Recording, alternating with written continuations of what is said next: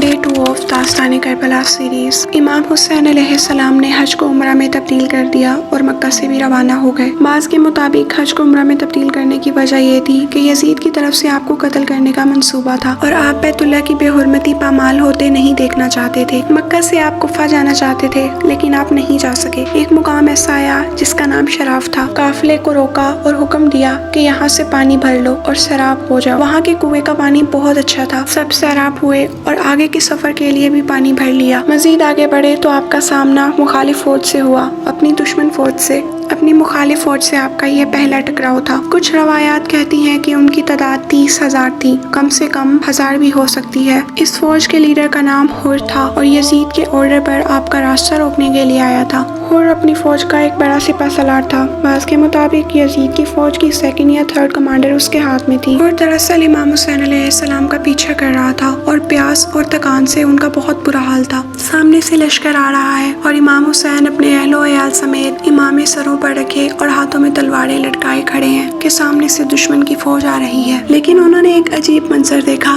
कि सामने से जो फौज आ रही है वो तो हाँप रही है। उन सब का तो प्यास की वजह से बहुत बुरा हाल है। हुसैन अलैहिस्सलाम जानते थे कि ये फौज मेरे ताक़ुब में आई है और इस वक्त इसको हलाक करना भी आसान होगा। लेकिन फौज की ऐसी हालत देखी तो इमाम हुसैन अलैहिस्सलाम ने अपनी फौज को हुक्म दिया कि उनको पानी से सैराब किया जाए। और रवायात कहती है कि सिर्फ इंसानों को नहीं, उस फौज के जानवरों को भी पानी पिलाया गया। और सिर्फ इतना पानी नहीं कि प्यास बुझ जाए, बल्कि इतना पानी कि जब एक घोड़ा 3-3, 4-4, 5-5 मरतबा पानी पीता और सर उठा लेता तब दूसरे घोड़े को पानी पिलाया जाता। हुर का एक साथी जो कहता है कि पानी के बगैर मेरी हालत इतनी गैर हो चुकी थी और मैं सबसे आखिर में आया था। इमाम हुसैन मेरे पास आए और अरबी में कहने लगे, राविया को बिठा लो। मेरी जुबान में राविया मश्क को कहते थे। मुझे समझ नहीं आई कि वो क्या कहना चाह रहे हैं, तो वो कहने लगे जमल को बिठा लो, यानी अपनी सवारी ऊंट को बिठा लो। सवारी को इसने बिठाया और फिर कहा अब पानी पी लो।